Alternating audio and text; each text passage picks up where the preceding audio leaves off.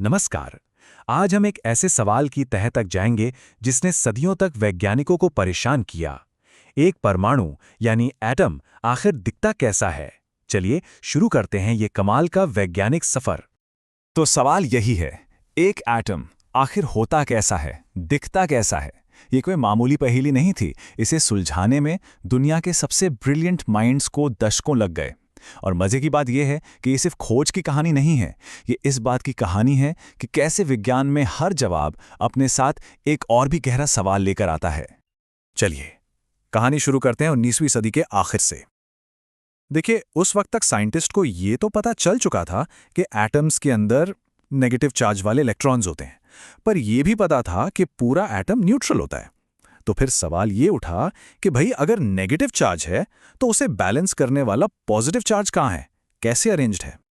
और इस पहेली को सुलझाने की पहली कोशिश की जे थॉमसन ने।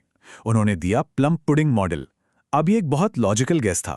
जरा सोचिए, एक तरबूज की तरह जो पूरा लाल वाला हिस्सा है वो पॉजिटिव चार्ज और जो बीज हैं वो नेगेटिव इलेक्ट्रॉन्स जो उसमें धंसे हुए हैं। उस समय जितनी जानकारी थी उस हिसाब से ये एक बहुत ही बढ़िया आइडिया था। लेकिन साइंस में हर मॉडल को सबूतों की आग से गुजरना पड़ता है, और प्लम पुडिंग मॉडल एक जगह आकर अटक गया। देखिए, होता क्या था, जब गैसों को गर्म करते थे तो उनसे खास तरह की रोशनी निकलती थी, अलग अलग लाइंस में। हर एलिमेंट का अपना एक यूनिक फिंगरप्रिंट था ये, और थॉमसन का मॉडल ये बिल्कुल नहीं समझा पा रहा था कि आखिर ऐसा होता क्यों है। और यहीं पे कहानी में एंट्री होती है अर्नेस्ट रदरफोर्ड की। मजे की बात यह है कि वो थॉमसन के ही स्टूडेंट थे। उन्होंने एक ऐसा एक्सपेरिमेंट डिजाइन किया जिसने एटम के बारे में हमारी पूरी समझ को हमेशा के लिए बदल कर रख दिया। एक्सपेरिमेंट का सेटअप था तो सिंपल पर बहुत ब्रिलियंट। पॉजिटिव चार्ज वाले अल्फा पार्टिकल्स की एक बीम ली और उसे सोने की एक बहुत ही पतली फॉइल पे फायर किया। अब अगर प्लम पुडिंग मॉडल सही होता तो क्या होता? सारे के सारे पार्टिकल्स लगभग सीधे निकल जाते, है ना? ठीक वैसे ही जैसे कोई गोली तरबूज के आर पार निकल जाती है। लेकिन जो रिजल्ट्स आए वो हैरान करने वाले थे।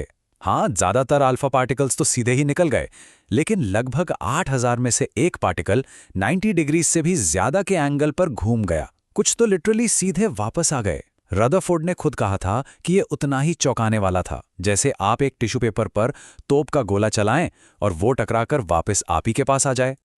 इस अविश्वसनीय रिजल्ट का मतलब क्या था? रदरफोर्ड इस नतीजे पर पहुंचे कि ऐसा सिर्फ और सिर्फ तभी हो सकता है जब एटम का सारा पॉजिटिव चार्ज और लगभग पूरा का पूरा मास उसके सेंटर में एक बहुत ही छोटी सी जगह पे कॉन्सेंट्रेटेड हो। और इसी एक्सपेरिमेंट से जन्म हुआ एटम के एक बिल्कुल नए मॉडल का, न्यूक्लियर मॉडल। इस मॉडल ने क्या कहा कि एटम के बीचों बीच एक छोटा सा बहुत डेंस पॉजिटिव चार्ज वाला न्यूक्लियस होता है और इलेक्ट्रॉन वो बहुत दूर से इसका चक्कर लगाते हैं, कुछ वैसा ही जैसे हमारे सोलर सिस्टम में प्लैनेट्स सूरज का चक्कर लगाते हैं। इस मॉडल की सबसे दिमाग घुमा देने वाली बात पता है क्या थी? कि एक एटम ज्यादातर खाली जगह है। मतलब अगर आप एक एटम को एक फुटबॉल स्टेडियम जितना बड़ा माने तो उसका न्यूक्लियस मैदान के सेंटर में रखी एक मटर के दाने जितना होगा। सोचिए जरा, बाकी सब कुछ सिर्फ खाली स्पेस। तो रदरफोर्ड का मॉडल एक जबरदस्त छलांग थी, लेकिन कहानी में एक और ट्विस्ट था। इस मॉडल में भी एक बहुत बड़ी एक जानलेवा कमी थी, और ये कमी आ रही थी उस समय की जानी मानी फिजिक्स यानी क्लासिकल फिजिक्स के नियमों से। देखिए, सोलर सिस्टम से इसकी तुलना बहुत अच्छी है, पर एक बड़ा फर्क है। दोनों में ऑर्बिट्स तो हैं, पर फोर्स अलग अलग हैं। सोलर सिस्टम में ग्रेविटी है जो स्टेबल है, लेकिन एटम में है इलेक्ट्रिक फोर्स। और क्लासिकल फिजिक्स की थ्योरी कहती है कि कोई भी घूमता हुआ चार्ज पार्टिकल जैसे कि हमारा इलेक्ट्रॉन वो लगातार एनर्जी रेडिएट करेगा, यानी ऊर्जा छोड़ेगा। और इसका सीधा सा मतलब क्या हुआ कि ऑर्बिट में घूमता हुआ इलेक्ट्रॉन लगातार एनर्जी खोता जाएगा, और जैसे जैसे उसकी एनर्जी कम होगी वो एक स्पाइरल रास्ता बनाते हुए धड़ाम से न्यूक्लियस में जा गिरेगा। इसी को कहते हैं डेथ स्पाइरल। तो अब रदरफोर्ड के मॉडल के सामने दो बहुत बड़ी मुश्किलें थी। पहली, किस हिसाब से तो एटम को स्टेबल होना ही नहीं चाहिए, उसे तो एक सेकंड के छोटे से हिस्से में ही खत्म हो जाना चाहिए, पर हम जानते हैं कि ऐसा नहीं होता। और दूसरी मुश्किल कि ये मॉडल कहता था कि एटम से लगातार हर तरह की रोशनी निकलनी चाहिए, जबकि असल में तो सिर्फ कुछ खास लाइनें ही दिखती थीं। तो जाहिर है कहानी अभी खत्म नहीं हुई थी। और इस उलझी हुई कहानी को आगे बढ़ाया नील्स बोहर ने।